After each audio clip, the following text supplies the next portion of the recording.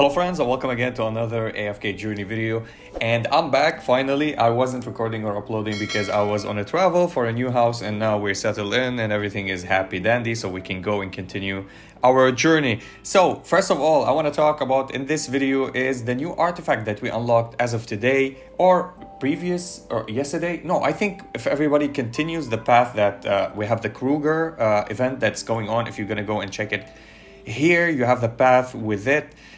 Where is it? Here we go. We're gonna talk about the new boss later in the next video. So you're gonna unlock this new artifact, which is the Thunderbolt, and we're gonna go and talk about it. It's absolutely fantastic and I like it very much. I'll be explaining it and showing it in action in the Necrodrakon boss, and it's absolutely phenomenal because it helped me out with massive damages.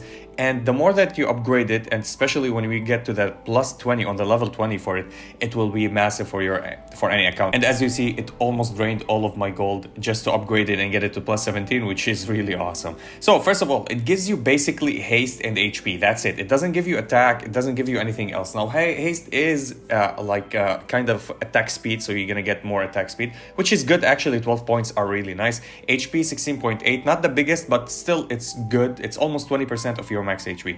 So what does it do? Unleashes a lightning storm when allies cast a total of 3 or 10 ultimates. So on 3 and at 10, it will be doing some functionality. Striking enemies with the lightning 6 times within 2.5 seconds. Only 6 times. This is at basic, if you get it at basic, okay? Because it increases. Each enemy can only be hit up to 3 times during a lightning storm, which goes up to 4 also. We're gonna talk about that. With each hit dealing damage capped at 55% of the allied team attack. The total attack of your team combined and multiplied like. So this 55 is your 5 team or 5 lineups added up. All their attack will be added up and then divided by 5, and you're gonna get the total attack of your team. 55% of this total, which is half of it or a little bit more half, it will be the damage that you get from the thunderstorm. Now for bosses, this is absolutely insane. I'll be talking why, because it's by the threshold of max HP and the HP lost, which is absolutely insane. So first storm, each lightning strike deals through damage to the healthiest enemy that is equal to 16% of their current HP. The healthiest, which is on the bosses when it's only one boss, or the boss doesn't have adds, it's one only boss, just like anybody else from the Dream Realm, like Necrodrakon, which we will see here. 16% of its max HP, which is, or the current HP, which is what you deduct. So if it loses HP, it's not gonna be count into the HP, which is on the early stage. It's good for the first time. So 16% is a fixed number of its max HP. 16% of its max HP or current max HP will be deducted from the boss, which is really huge. Actually, it's a big massive huge damage that will happen to the enemy. Their energy on hit also will be reduced by 20 for 4 seconds, which means their energy bar will not be moving that fast as it would be regularly moving for 4 seconds, which is really good. 4 seconds is a great window. This effect is unstackable, understandable. The second storm, each lightning strikes deals through damage to the weakest enemy, which is, if it's the boss, it will be the same.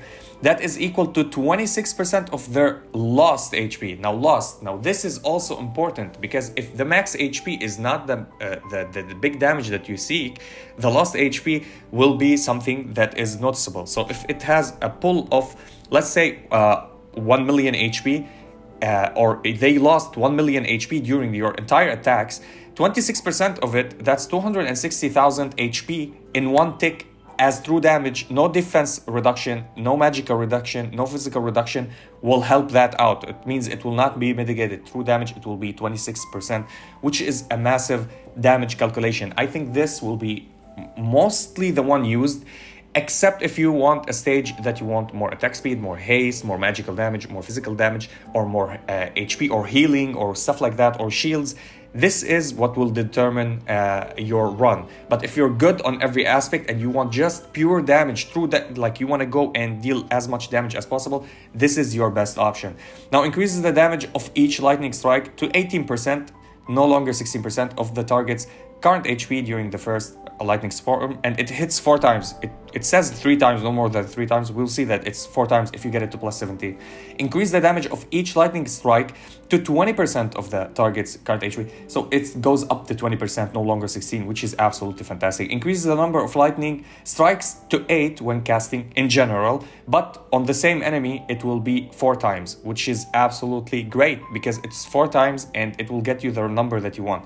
At plus 20, this will be absolutely a big jump for this. Increases the damage for each lightning strike to 30% of the target current HP on of the target's lost HP on the second storm, with the damage of each strike capped at 70% of the allied team attack. So it's capped at 70% of the team's attack, not 55 anymore. So now somebody told me, oh, if it removes 16 bars of the boss just like that, no, there's a cap on the attack.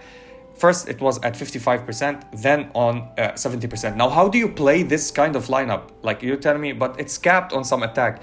Then you play all offensive lineup with one supporting aspect, which is a healer or a shielder. Like you play only Coco, and you can play an attack unit that also provides support, such as Corrin. Corrin is one of the biggest fans of this artifact that you can play on the lineup. I'm gonna show you this because the Necrodrakon is one of the bosses that absolutely this one works on. So here we go. This is the Necrodrakon.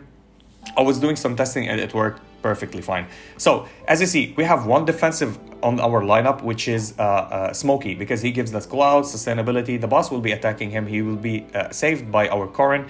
Everybody moves here except Odie. Odie will be in the back line. Now you can put him here so they don't get the same in the same spot, the smoke, because sometimes the boss drops the black goo between them. So you can put him here. He can't reach because there's 1, 2, 3 gaps, and here it is 1, 2. So you need a 3 gap between them. You can put him here or you can put him here, but I prefer to put him here so they will not get attacked at the same time. And now Corrin will be saving him and doing his attacks here, while everybody else will be jumping around. Vala will be in the back line jumping, and Marley is the one that is a Joker. The Joker function is jump anywhere depending on their AI, so she might jump beside Smokey, get herself killed, so it's a little bit of RNG. And we're using the Thunderbolt, of course. Now, all of the others are really good and handy in situations. This one for more healing and survivability. This one or for magical damage, and it will give you some defense penetration. This one purely for physical damage, but it will give you protectiveness. It will give you more crit rate and more attack than every other spell. Now this one, I like to use it sometimes because it's super defensive. It gives you max HP. It will give you vitality, which improves your HP as well. Physical defense and magical defense. And the others, this one like defensive but give you haste and attack. This one pure attack. It will give you attack speed on top of attack speed on top of attack speed. This is my favorite actually, the evocation spell for this season. It gives you crit, attack, it gives you HP, and it gives you survivability with the shields that it gives you. We'll talk about this in the boss. Now, I want to show you this. If they drop anything else here, other than the HP and the haste, maybe crit, maybe a little bit of attack, this will be broken actually. This is why they didn't add anything else, because it does its own shenanigans. So let's go and try it out. Do I have the levels on my characters? 340, 340, 340, and the others are 330. That's good. If you leveled up even more, I've seen many players, especially the whales, are at 420. That would be awesome now. Let's go and check this boss and how we can do the damages with this spell. So the first time it will hit after we do like 3 ultimates. So this is the first, this is the second, and this is the fourth, and we did the ultimate and it did relatively decent amount of damage. Now I love to play Vala versus these kind of bosses, especially Necrodrakon, because she jumps. But not only that, if you hit the 50%, Vala from doing absolutely almost no significant damage into doing an absurd amount of damage actually. Now we didn't hit the 50% yet, but I think after this ultimate, yes, now 50%, she'll ulti, she goes to melee form, and check. Here she spirals, her damage will be insane, and sadly we lost her actually, she didn't continue, and we did a last hit from Merrily, which is really good, but we couldn't sustain and survive. Now we can play Coco for sustainability and surviving a little bit. So let's go and check the damages. Merrily, as you see, Vala didn't do, so my previous run where I was trying to check who's dealing the most damage. Now Merrily, of course, we got her to plus 10. So before the plus 10, she wasn't dealing the same damage as Odie on this run. Now after we got her to plus 10, she's dealing more damage than Odie, which is absolutely like understandable, because Merrily is perfect for this boss because she jumps around, he stays in one spot. For Vala, she wasn't dealing that much of damage. Now she died here sadly, but she does 2 more ultimates if she stayed protected, especially if she doesn't go really quick and into the goo of the boss. And she does almost the same amount damage of my Merrily, which is absolutely insane. This is why for after 50% she's good. Before 50% she's not that good. We're gonna go and do another run with something else. Now this is only catering to this artifact that I'm doing this one. For this boss, it's really good and it shines here, but it needs a little bit of survivability on your team, and I can't have the survivability due to my lack in levels. So what I'm gonna use is this broken spell, which is the evocation artifact.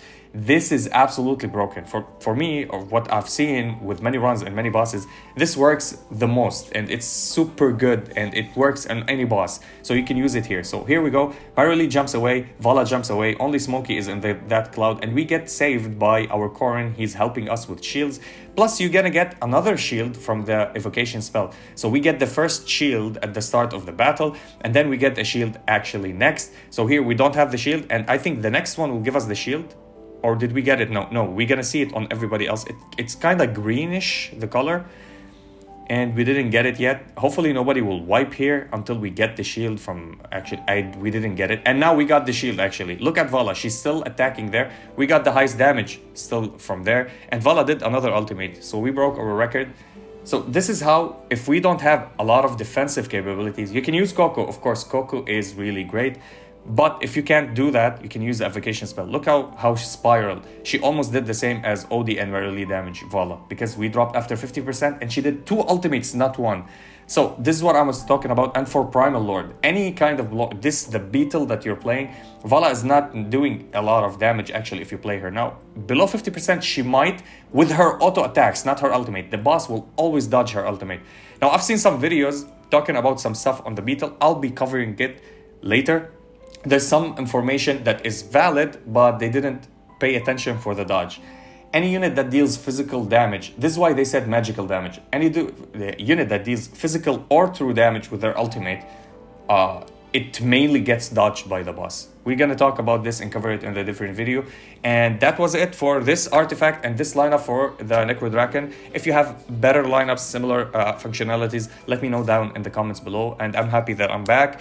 And yeah, if you enjoyed this video, please like and subscribe. If you didn't, I thank you for watching. And as always, stay frosty.